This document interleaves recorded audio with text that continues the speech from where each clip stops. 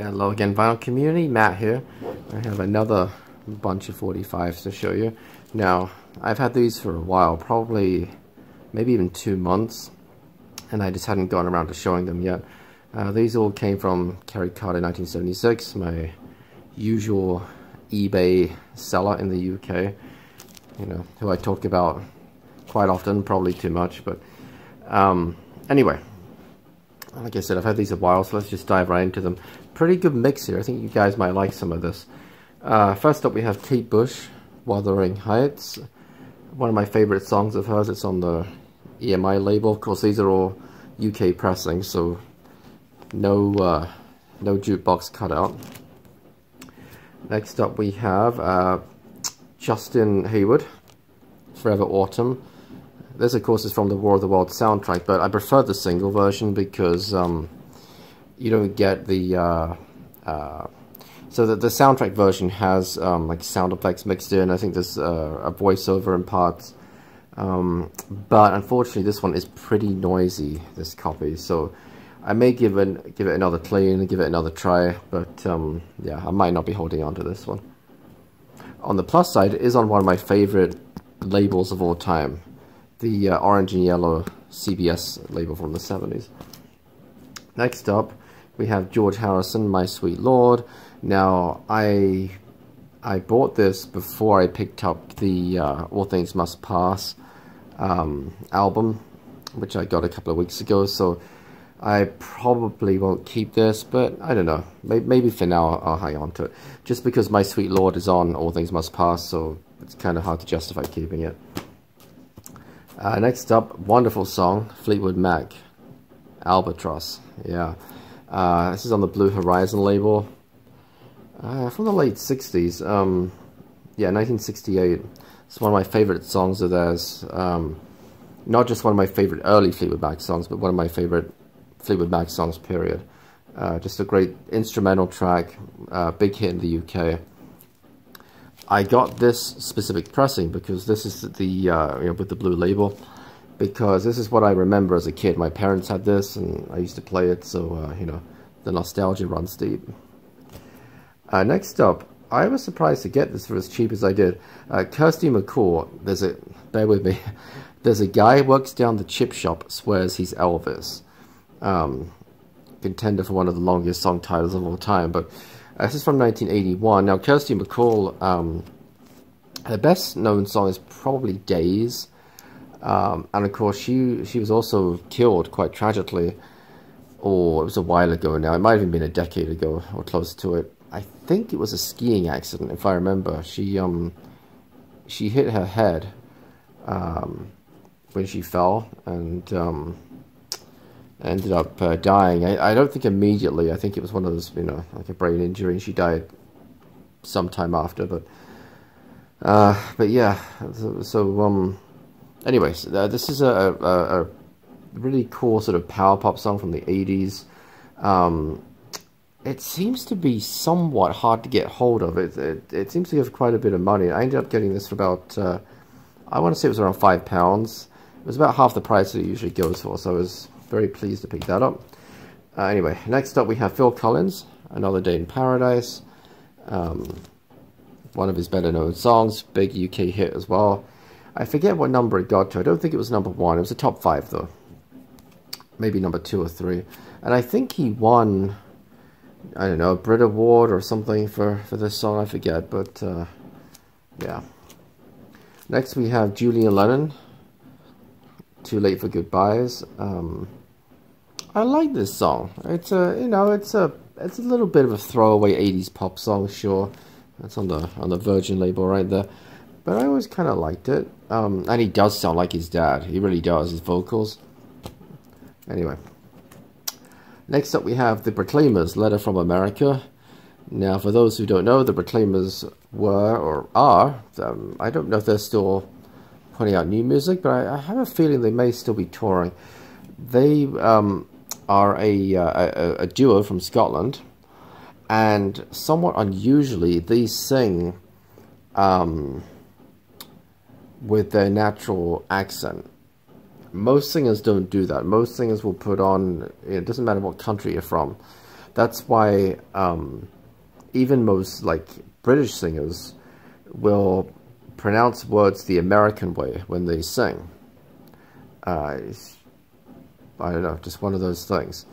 So they'll say dance instead of dance, that type of thing. But the Proclaimers, they sing in their normal Scottish accents. It's very distinct and noticeable. Anyway, they had a few hits in the late 80s, were huge for a short period of time. So yeah, when I saw this, I thought I would grab it. Next up, a dance track from a diva, Warning. She had a few UK hits as well. Her cover of Aretha Franklin's Respect was her biggest hit. She also had a song called I Thank You, and a duet with Moni Love a year or two later. But yeah, Warning, this is from 88, I think. 1989. Next up, I can't remember if I showed this already. I have to be honest. I got a few of these records mixed up, so I apologize if you guys have seen this. But Julia Fordham, Love Moves in Mysterious Ways. The unfortunate position of the ringwear notwithstanding. I always liked this song. Ever since I first heard it on Now 21 in the UK back in 1992, I love the piano intro to it. That's why. So, you know, a couple of bucks, why not? Next up, Candy Flip, Strawberry Fields Forever. Of course, a cover version of the Beatles classic. But this is like a sort of dance, or no, it's more like a sort of trip-hop version of it. It's there's the label. I always liked it. It was a pretty big hit for them in 1990. Now, I never know how to pronounce this artist, but Usura, I don't know. One of you guys can tell me. Open Your Mind, this is from 1992, I think. Yeah, 92. There's the label. It's a dance song, club song, yeah. I already have this, but anyway, take that, it only takes a minute. Possible upgrade copy, but in fact it was not as much of an upgrade when I got it as I thought it was going to be. So I don't know if I'll keep this version of the one that I already have. And then finally, you guys know I have quite a lot of British novelty songs, and I usually save the novelty songs till last. And this is no exception. Cliff Richard and the Young Ones, Living Doll. Now, where to start with this? There's a lot to say about it. Well, let's start with the, looking at the label right there. It's on Warner, WEA.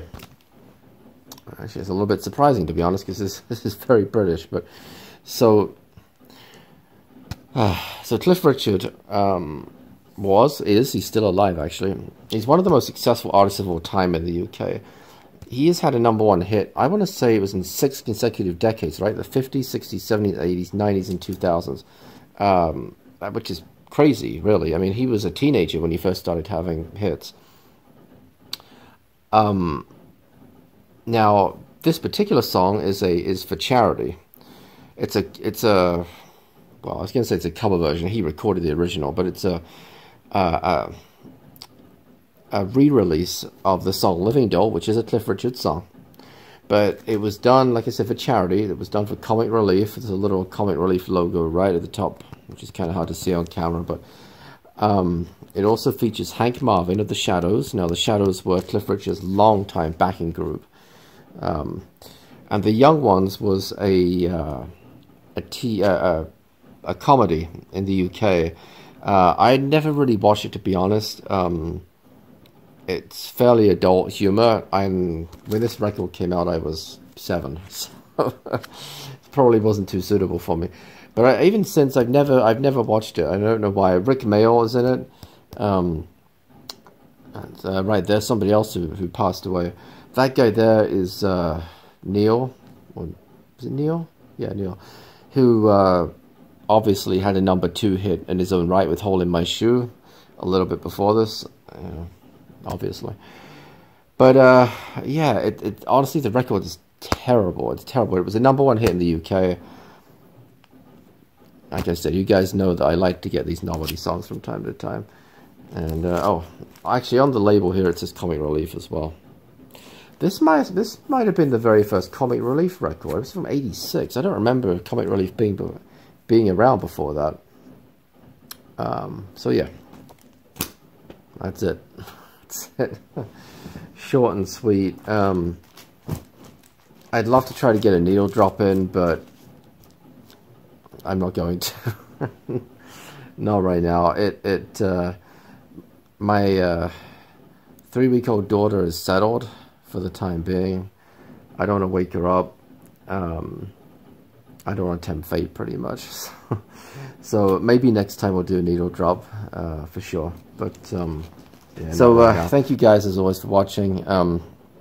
If you'd like to subscribe, of course, hit the button below. Hit the bell icon to be notified of new videos when I post them. It's still pretty much once a week, you know, maybe twice if I'm able to do it. Thank you for all the comments, always appreciate them, and until next time, bye bye.